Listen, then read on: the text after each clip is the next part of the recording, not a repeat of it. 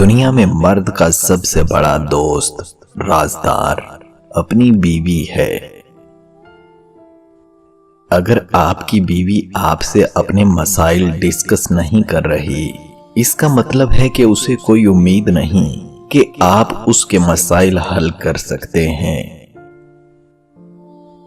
بانو قدسیہ کہتی ہیں، لڑکیاں تتلیوں کی مانند ہوتی ہیں، محبت اور قدر کرنے والوں کے ہاتھ لگیں تو رنگ نکھر جاتے ہیں، اور بدقسمتی سے ناقدروں کے ہاتھ لگ جائیں تو ان کے رنگ مدھم پڑ جاتے ہیں۔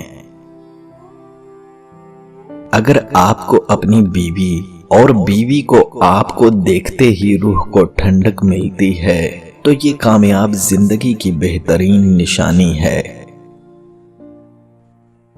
جب شوہر کی توجہ بیوی میں کم اور موبائل میں زیادہ ہو جائے تو سمجھو کہانی میں تیسرا کردار شامل ہو چکا ہے۔ جب شوہر بیوی کو گھر کے کام کرنے کو کہتا ہے، اس کا مطلب یہ نہیں کہ وہ نوکرانی بن گئی، بلکہ اسے شوہر اپنے دل میں جگہ بنانے کا ایک موقع دے رہا ہوتا ہے۔ شوہر اس کے کام کی صفائی کو دیکھنا چاہتا ہے، اس کے ہاتھ کے مختلف پکوان کھانے کی خواہش رکھتا ہے۔ اسی سے شوہر میں ایک احساس بھی پیدا ہوتا ہے کہ حالات جیسے مشکل ہوں، بیوی اس کے ساتھ رہے گی۔ عورت مرد سے صرف ایک ایسی چیز مانگتی ہے جس سے اس کی زندگی میں اطمینان اور سکون آ جاتا ہے۔ وہ چاہتی ہے کہ اس کا مرد اسے عزت دے، اس کی دی گئی چاہت کا بھرم رکھے، اور اسی خیال میں وہ اپنی تمام عمر گزار دیتی ہے۔ مردوں کو عورت کے کردار کی کتنی فکر ہوتی ہے۔ اگر اتنی ہی فکر وہ اپنے کردار کی کریں تو ہزاروں عورتیں بد کردار کہلانے سے بچ جائیں۔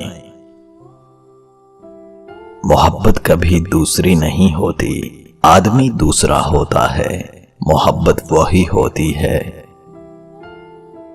خود کو کم سے کم سینسیٹیو رکھیں۔ جو لوگ بہت زیادہ حساس ہوتے ہیں تو ان کو وہ بات بھی تکلیف دیتی ہے جو باقی لوگوں کے لیے نارمل ہوتی ہے۔ خود کو یہ جو حساسیت کی عادت ہے نا، اس سے نکالیں، اس سے نجات دلائیں۔ اگر آپ ساری زندگی لاڈوں میں پلے ہیں نا، تو اس کا مطلب یہ نہیں کہ آپ کو کبھی اونچی آواز سننے کو نہیں ملے گی۔ جب زندگی رلاتی ہے نا، اور جب مشکل آتی ہے تو پھر آپ روتے ہیں، دن سے مہینے، مہینوں سے سال، اور پھر ذہنی دباؤ بڑھتا چلا جاتا ہے۔ مرد کو چاہیے اپنی بیوی کے سامنے ان عورتوں کا ذکر نہ کرے جن کو زیادہ جہیز ملا ہو۔ کوئی بھی آپ کو پسند دو وجہ سے کرتا ہے۔ کوئی آپ سے ریلیشن بناتا ہے، اس کے پیچھے دو ریزن ہوتی ہیں، یا تو آپ کی شکل اچھی ہوتی ہے یا آپ کا کوئی کام اچھا ہے۔ مجھے دو طرح کی عورتوں پہ انتہائی غصہ آتا ہے۔ نمبر ایک، جو عبایا تو پہنے مگر اس قدر تنگ کہ پہننے کا مقصد ہی فوت ہو جائے۔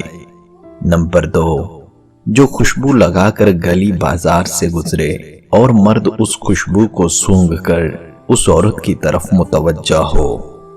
دوستو، یہ میری تنگ نظری کا سوال نہیں، یہ عورت کی حیا اور غیرت مندی کا سوال ہے۔ کبھی کسی ہنستے بستے گھر کی عورت نے سوچا ہے کہ اگر خدا نخواستہ اس کا شوہر مر گیا تو ان بچوں کو کیسے پالے گی؟ کون دے گا اسے اتنے پیسے؟ کون دے گا گھر؟ کون کرے گا اس گھر کی حفاظت؟ کون بچائے گا اسے رشتہ داروں اور دنیا سے؟ کبھی سوچ کر تو دیکھے، اسے اپنے شوہر کی غیر موجودگی کو اور ان تمام چھوٹی بڑی چیزوں کو جو وہ چلا رہا ہے، ان تمام کاموں کو جو وہ کر رہا ہے، اگر اسے اپنا دماغ معاف ہوتا محسوس ہو، اپنے جسم پر خوف اور لرزہ طاری محسوس ہو، تو سمجھ لے کہ یہ خوف اور لرزہ اس کا شوہر ہر لمحے محسوس کرتا ہے۔ وہ بھی اسی فکر میں رہتا ہے کہ اگر اسے کچھ ہو گیا تو اس کے بیوی بچوں کا کیا بنے گا۔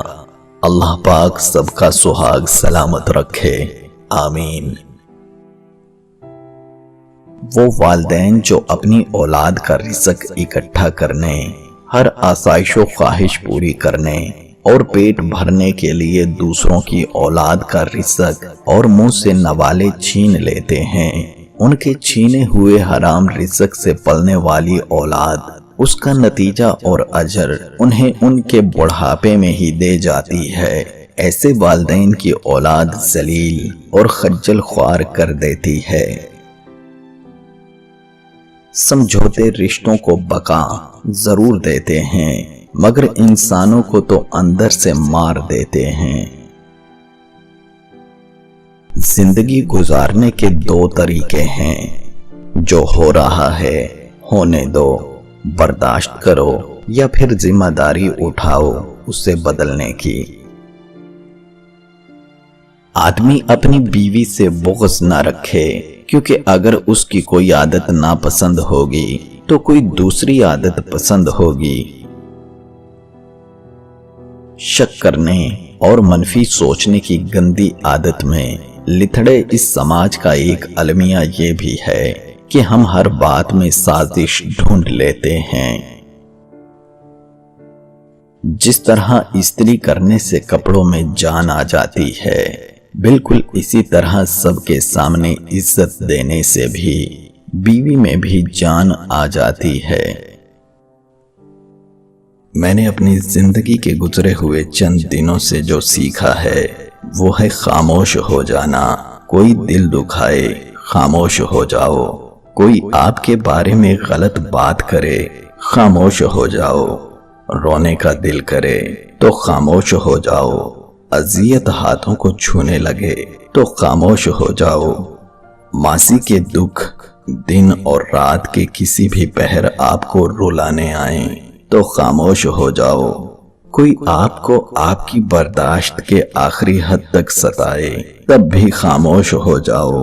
قسم سے آپ کی اس خاموشی کا اجر آپ کو آپ کا رب ایسے عطا کرے گا کہ آپ کی آنکھیں تشکر سے بھیگ جائیں گی، آپ کا دل ان شکر کے سجدوں میں ہی کہیں رہ جائے گا، اور اس لمحے آپ کو احساس ہوگا کہ خاموش ہو جانا کس قدر بہتر ہے گلے شکوے کرنے سے۔ اگر ہم مندروں مسجدوں کا ذکر کر سکتے ہیں تو ان کعبہ خانوں کا ذکر کیوں نہیں کر سکتے، جہاں سے واپسی پر کئی انسان مندروں اور مسجدوں کا رخ کرتے ہیں۔